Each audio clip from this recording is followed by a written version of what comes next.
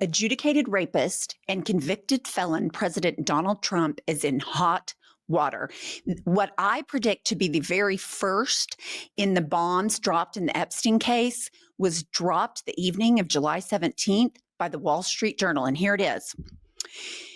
Jeffrey Epstein's friends sent him a body letter, a 50th to include in a 50th birthday album. One was done by Donald Trump. And it says, like the others in the album, it contains several lines of typewritten text. This is important, framed by the outline of a naked woman, which appears to be hand-drawn with a heavy marker. Trump famously uses a Sharpie. A pair of small arc denotes the woman's breasts, and the future president's signature is squiggly, Donald, below her waist, mimicking pubic hair.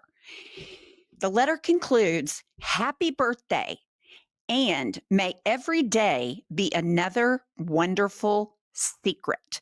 Okay. What other secret did Donald Trump know and Jeffrey Epstein know at the time of his 50th birthday party? It was about young girls, because in an article for a profile on Jeffrey Epstein, Trump said he loves beautiful women. He likes them on the young side. He knew he was in it up to his eyeballs. The people are coming out of the woodwork to talk about their close association. Sean Spicer said on a podcast, that's his former press secretary, that he knew he was on the list. But let's see the letter that went with the body outline with Donald Trump's name as pubic hair. Now, they say this is not the exact letter. It is a replica. So that's important to remember. Voiceover. "There must be more to life than having everything," the note began. Donald says, "Yes, there is, but I won't tell you what it is. Jeffrey, nor will I, since I also know what it is. Donald, we have certain things in common, Jeffrey." Jeffrey, "Yes, we do, come to think of it." Donald says, "Enigmas never age. Have you noticed that?" Now, I think that's interesting. And a lot of people are saying, well, he doesn't use the word enigma. Before he became completely demented, he did use enigma all the time. It's on record. Go find it. Jeffrey says, "As a matter of fact, it was clear to me the last time I saw you." So enigmas never age, which means the girls continue to stay young. And Jeffrey knows that Donald knows it was clear to him the last time he saw him. Trump says, "A pal is a wonderful thing. Happy birthday, and may every day be another wonderful secret." So I know MAGA is going to, Donald Trump, fake news, blah, blah, blah, blah. In fact, before I comment on it, let's see his response, because his hair is on fire. And we learned that this story has been circulating, and Donald Trump was notified that it was coming out 2 or 3 days before it actually went out. And that's why he immediately runs out and says, "Oh, it was Obama, it was Hillary, it was a hoax, it was Biden," because he knew this was coming and he knows what's in it. So here's his response. "The Wall Street Journal and Rupert Murdoch personally were warned directly by President Donald J. Trump that the supposed letter they printed by President Trump to Epstein was fake, and if they print it, they will be sued." Now, mind you, Donald Trump posted this about Donald Trump, calling himself Donald Trump. "Mr. Murdoch stated that he would take care of it, but obviously did not have the power to do so." So we did hear that Trump and Caroline Leavitt, they were rattling cages, trying to prevent this story from coming out. So he calls up Rupert Murdoch, threatens to sue him. And he says Murdoch didn't have the power. No, maybe Murdoch is sick and tired, because during the Dominion lawsuit, we heard all about how much he hates you. And then it says, the editor of the Wall Street Journal, Emma Tucker, was told directly by Caroline Leavitt and by President Trump that the letter was a fake. But Emma Tucker didn't want to hear that. Instead, they are going with a false, malicious, and defamatory story anyway. President Trump, again, third person, will be suing the Wall Street Journal, News Corp, and Mr. Murdoch shortly.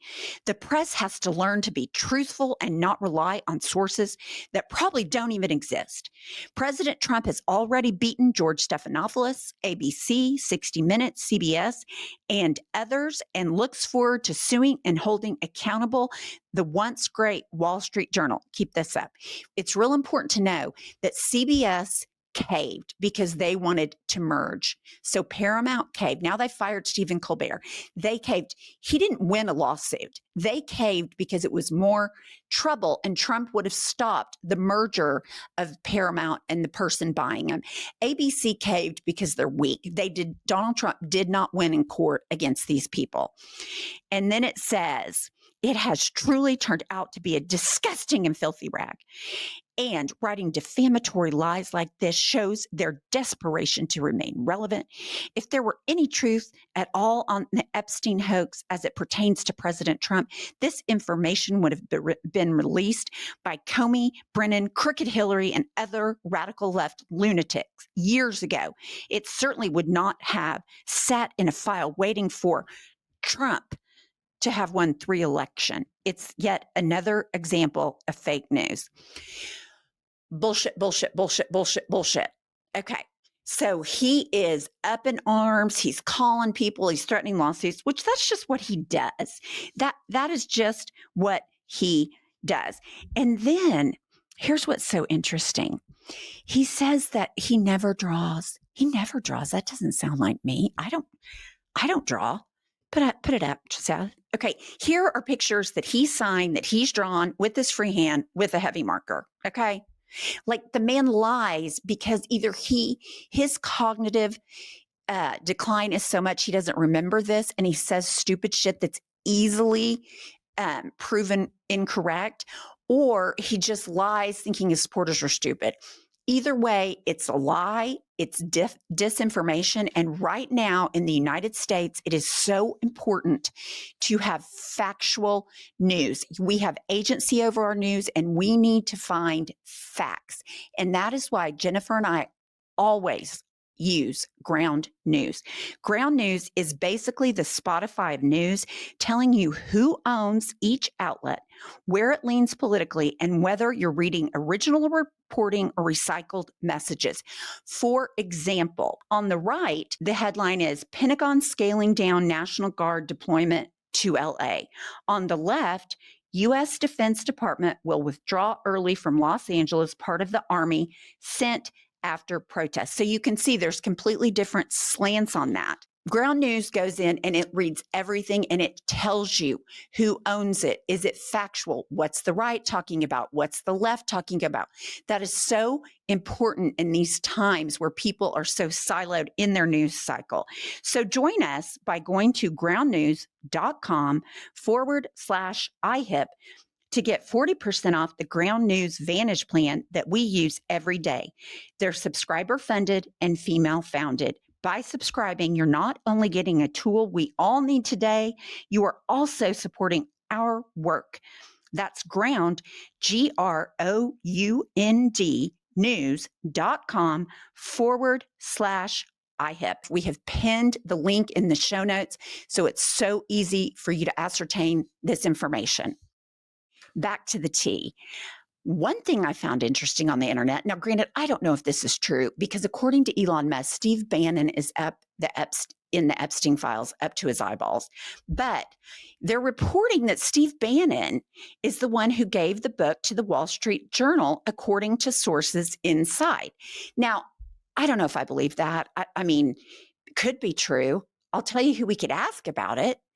Is Ghislaine Maxwell, because she's in jail. So that presents just a huge problem for Trump, because if she's in jail, she can sing like a bird to get out. Or if he pardons her, the MAGA base will really lose their mind then if he were to do that. So he is in a pickle he has not been in the entire time he's been in politics. And then something that I think is so super important, and I know I referenced it earlier, but Trump got wind of this. The Beltway knew this Wall Street Journal article was coming.